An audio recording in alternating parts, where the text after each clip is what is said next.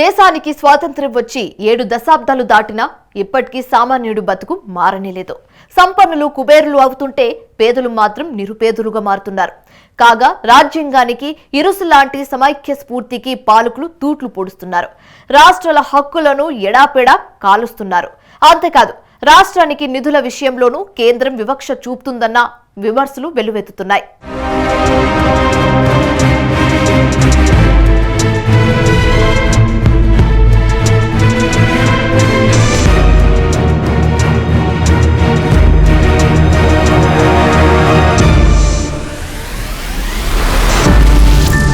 మహనీయుల త్యాగాలతో మనకు స్వాతంత్ర్యం వచ్చింది.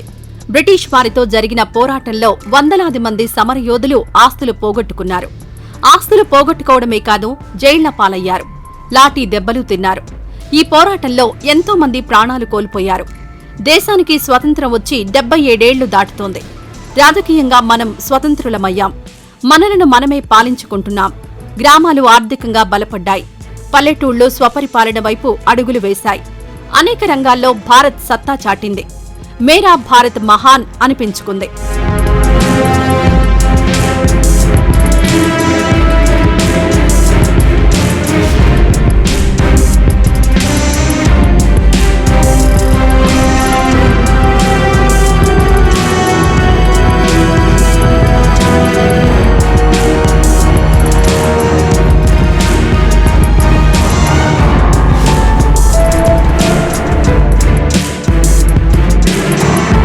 ఇదిలా ఉంటే ఈ 77 ఏళ్ల కాలంలో భారత్ ఎంతో సాధించింది. దీని మీద ఎవరికీ రెండో అభిప్రాయం లేదు. అయితే వచ్చిన చిక్కల్లా రాజ్యాంగంలో పేర్కొన్న సమైక్య స్ఫూర్తి గురించే. భారతదేశం సమైక్య రాజ్యంగా ఉండాలని రాజ్యాంగ నిర్మాతలు నిర్దేశించారు. ఒక మాటలో చెప్పాలంటే భారతదేశ రాజ్యాంగానికి ఫెడరలిజమే ఇరుసు. అయితే గత 10 ఏళ్లుగా కేంద్రంలో అధికారంలో ఉన్న ప్రభుత్వం ఫెడరలిజానికి తూట్లు పొడుస్తుందన్న ఆరోపణలు వెల్లువెత్తుతున్నాయి. రాజ్యాంగం ప్రకారం హక్కులను కేంద్ర జాబితా, రాష్ట్ర జాబితా, ఉమ్మడి జాబితాగా విభజించారు. ఉమ్మడి జాబితాను అడ్డం పెట్టుకుని రాష్ట్రాల హక్కుల్లోకి కేంద్రం చొరబడుతోందనే విమర్శలు వెల్లువెత్తుతున్నాయి. దాదాపు 3 ఏళ్ల కిందట కేంద్రం తీసుకువచ్చిన వ్యవసాయ చట్టాలే ఇందుకు ఉదాహరణ.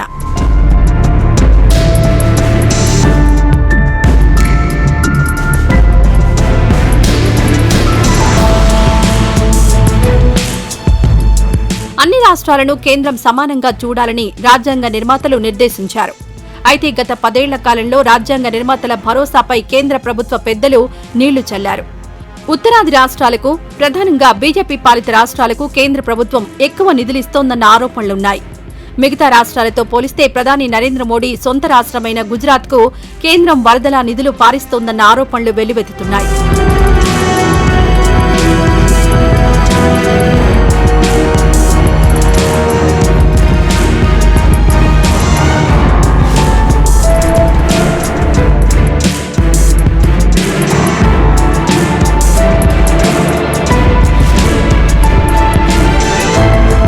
భిన్నత్వంలో ఏకత్వం భారతదేశ ప్రత్యేకత.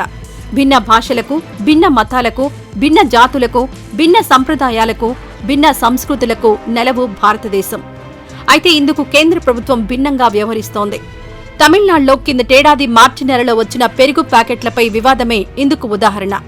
తమిళనాడు పాల ఉత్పత్తిదారుల సమైక్య ఉత్పత్తి చేసే పెరుగు ప్యాకెట్లపై ఉన్న తమిళ పదం తయీర్ పేరు తొలగించి దహి అని హిందీలోకి మార్చాలని భారత ఆహార భద్రతా ప్రమాణాల ప్రాధికార సంస్థ FSSAI ఆదేశాలు జారీ చేసింది.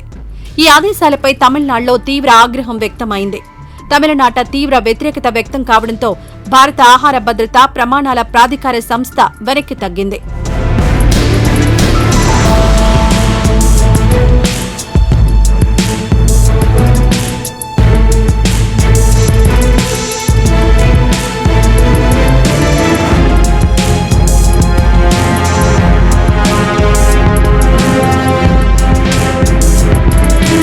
ఇదిలా ఉంటే మన దేశంలో అత్యున్నత నేర విచారణ సంస్థలైన CBI, ఈడీల గురించి గతంలో ఎవరికీ పెద్దగా తెలిసేది కాదు. పెద్ద పెద్ద ఆర్థిక నేరాల్లో ఎవరైనా చిక్కుకుంటే వారిపై విచారణకు పరిమితమయ్యేవి కేంద్ర దర్యాప్తు సంస్థలు.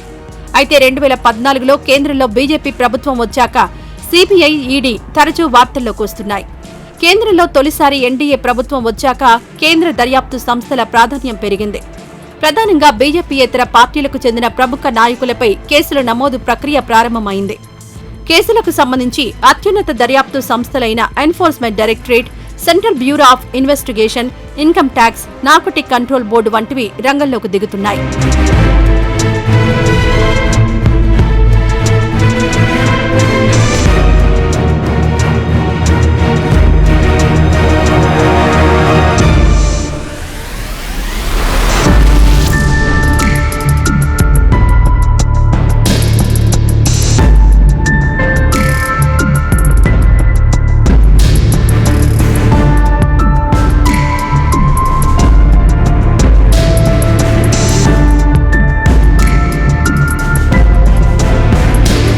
భారత్ మౌలికంగా వ్యవసాయ దేశం, రైతే రారాజు అని పాలకులు పైకి గొప్పగా చెబుతుంటారు.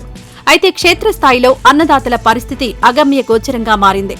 విత్తనాలు వేయడం దగ్గర నుంచి పంట చేతికొచ్చే వరకు ప్రతిదీ రైతుకు సమస్యే. అప్పో సొప్పో చేసి సేద్యం చేస్తే పంట చేతికొచ్చే వరకు సస్పెన్సే. సరిగా పంట చేతికొస్తుందనుకున్న సమయంలో భారీ వర్షాలు పడడమో లేక తుఫాన్లు రావడమో తరచూ జరుగుతోంది. ఈ నేపథ్యంలో వ్యవసాయం దండగా అనే మాట జోరుగా ప్రచారమైంది. వాస్తవానికి పల్లెల్లో సేద్యం చేసేవారే కరువయ్యారు. కొన్నేళ్ల నుంచి మన దేశంలో పట్టణీకరణ స్పీడ్ అందుకుంది. వ్యవసాయం గిట్టుబాటు కాని కారణంగా గ్రామీణ ప్రాంతాలకు చెందిన అనేక మంది పొట్ట చేత పట్టుకుని పట్టణాలకు వలస వెళ్తున్నారు. భవన నిర్మాణ కార్మికులుగా బతుకులు వెళ్లదీస్తున్నారు. అయితే ఇలా వలస వచ్చిన పేదలకు ఏడాది పొడవునా పని ఉంటుందన్న భరోసా ఏమీ లేదు. వానాకాలం వస్తే నిర్మాణ పనులు ఎక్కడికక్కడ ఆగిపోతాయి. దీంతో మరో పని వెతుక్కోవాల్సిన పరిస్థితులు నెలకొన్నాయి.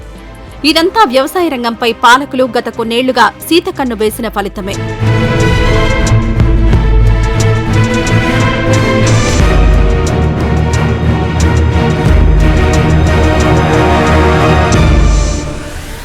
విద్యారంగంలో మనం ప్రగతి సాధించిన పేద కుటుంబాలకు చెందిన చిన్నారులకు చదువు ఇప్పటికీ అందని ద్రాక్షగానే మారింది.